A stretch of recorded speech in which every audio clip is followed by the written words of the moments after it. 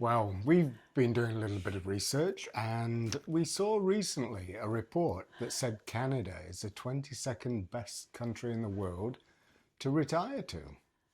Wow. Never even knew that, did we? No, isn't that exciting, Norm? And we're already here.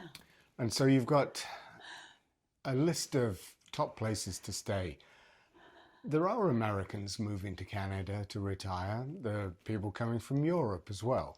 And there is a pathway to retirement in Canada. It's a little bit complicated, but if you Google it, you'll see what's required to come and stay here. So all in all, these places that we're going to showcase come up time and time again in different surveys of the best places in Canada to retire to. So why don't you start it off, Tin? Okay, well, I think the first one would have to be Victoria in British Columbia. It is a very beautiful place. Yeah. And we have been there. Yes, we have, haven't we? We actually visited there on a cruise ship, didn't we? We did. And it does, to us, it had a very British feel about it. The provincial parliament buildings are there, which are very impressive. And it's centered around an inner harbour.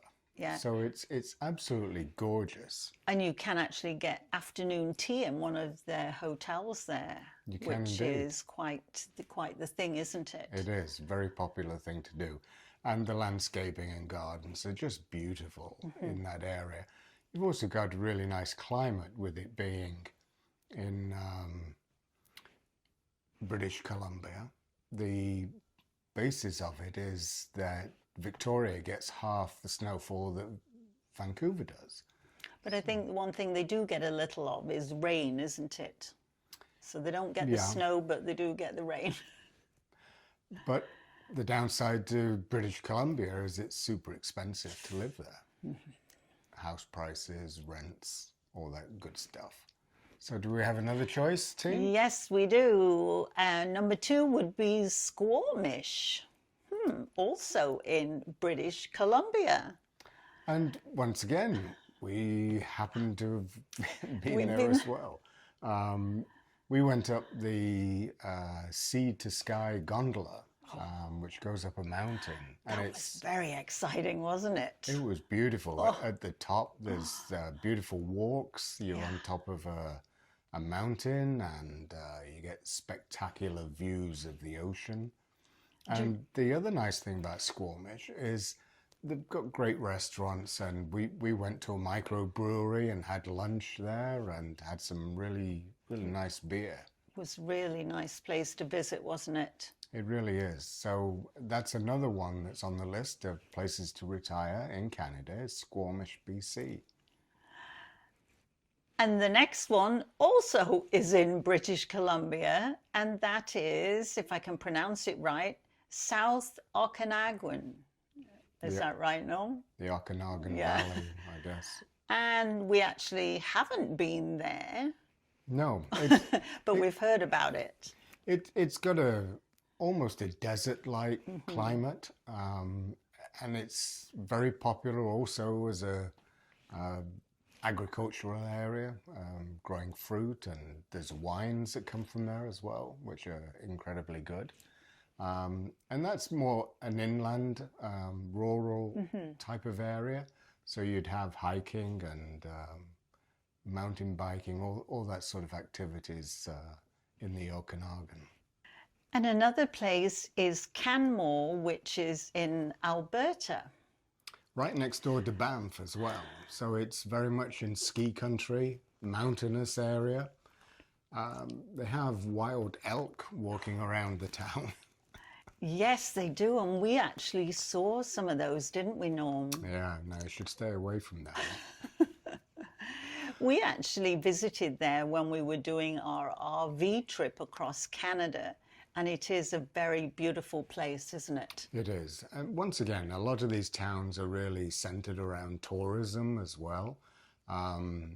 Canmore was really good because they have a visitor center there, fully equipped with toilets and really a great resource, free Wi-Fi. We camped in our RV overnight along with a whole bunch of other people in the car park, even though they tell you not to. We spent one night in the visitor centre parking. Then we noticed there were signs saying no overnight camping. So we found Safeways and we were shopping in there for some food, and Tina just happened to ask a person in there, a gentleman, who turned out to be the owner or the manager of it. And they had a little lay-by next to the store, and he said, you're more than happy to park there. And it's where their delivery 18-wheelers park when I guess they have finished delivering and they maybe run out of hours. So Canmore was a lovely little town. We enjoyed it a lot. Yes, we did, didn't we? Another place will have to be Niagara-on-the-Lake, which near us is in Ontario. Mm-hmm. It's a beautiful little town. It is. Very much smaller. Once again, a very popular tourist town. It's surrounded by wineries and fields of grapes. It's on Lake Ontario, and it's fairly close to Niagara Falls, but it's a totally different experience than what Niagara Falls offers you. It's very historic. It's one of the first places settled. There's a lot of history with people coming into Canada from the US way back in the 1800s. And we love it. It's just a beautiful place. There's a couple of really nice hotels there, so if you want to go and stay. Plus you have Niagara Falls as well, where all the action is. And it's also very near to the US border too, so you can get over to Buffalo really quickly. Yes, so that's another advantage of being there, isn't it? It is indeed. And I think the next one is actually a place that we haven't been to, and that is Wasaga Beach in Ontario. That is very popular in the summer times. It's sort of party central. But once again, it's a great spot for retirement. In the winter time, there's skiing nearby as well. We haven't got a lot to say for it because we've never been there. But I think it's one of its big pluses is, Norm, that it's only 2 hours from Toronto. So I think that gives you that extra big city feel when you want it. Yes, very, very much so. So what else do we have, Tim? And that has to be another one in Ontario, which is Belleville. Now, actually, you know Belleville quite well, don't you, Norm? Yes, I used to be a sales rep. That was one of the cities I went to, and it is a very nice place. It's on Lake Ontario. The nice thing about it is that it's across the water from Prince Edward County, where, once again, there's lots of wineries, and it's a great place to go and explore. But you've got all the big city amenities in Belleville without it being huge. It's just a medium-sized city in Ontario, and with the proximity to the lake, it's got quite a nice climate. So it doesn't get as cold as, say, up in Ottawa. That's a huge plus then for it, isn't it? It really is. I think that leads us on to our next one, which happens to be Quebec City. That's a really pretty place, isn't it, Norm? It was one of the first places we visited when we came to Canada with our children. Yeah. Because it's so European. You would be mistaken if you're in the old city of not thinking that you weren't in France. It's just the architecture is just brilliant. It's on the St. Lawrence Seaway, so there is the river running by it. And you got the Chateau Frontenac, which is outstanding as a landmark. It is, isn't it? But the history is just amazing. You can immerse yourself basically in the history of Canada. Very cultured city, lots to see and do. It's a stop on the cruise ship circuit as well. Yes, it is. And in actual fact, as well as visiting there with the children, we've been there a couple of times on cruises, haven't we? Yeah. And And, great place. and across the water, there's a sister city called, I call it Levy. So there's a really good location. We would probably say you would need to have French and to be able to speak French to really get the most from it. But if you're just looking for a place to visit as a tourist, don't worry about that. It's just a beautiful place to visit, Quebec City. And our next place, which happens to be in New Brunswick, is Fredericton. We actually haven't been there yet, have we? No. It is on our bucket list, but we haven't been there yet. So basically how Fredericton wins and is attractive is that in Canada, our property prices have spiraled off the charts. So you look at Toronto, Vancouver, Victoria Island, all the prices to buy or rent have gone through the roof. Fredericton and a lot of the cities in the eastern parts of Canada haven't had that. So you can still get reasonably priced property there, which is very attractive if you're a retiree looking to downsize, maybe buy a smaller house. Yeah, that would be a big advantage, wouldn't it?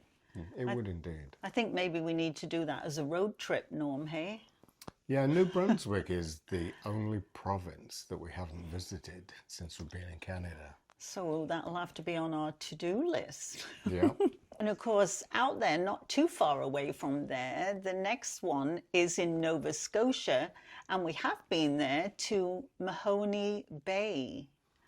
That's a very beautiful little, I'd call it a village, but I guess it's a town. It's kind of a small town, isn't it? Beautiful so pretty. architecture. Yeah. Once again, a fair amount of tourist-style shops there and arts and crafts, and it's a very nice area of it.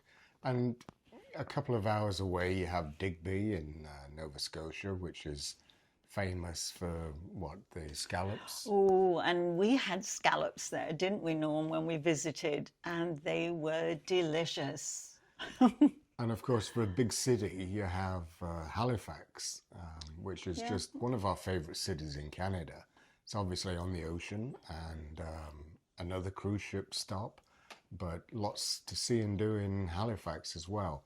And the climate is very mild in wintertime in comparison to the rest of Canada because of the effects of the ocean. But the kicker side to that is that there's maybe higher humidity as well. So that's a whole pile of wonderful places that you could consider retiring to. And there's other places we haven't mentioned, like Kingston, Ontario. It's got a large retirement community there, and access to apartments as well for rent. So, yeah, Canada's a wonderful place to live.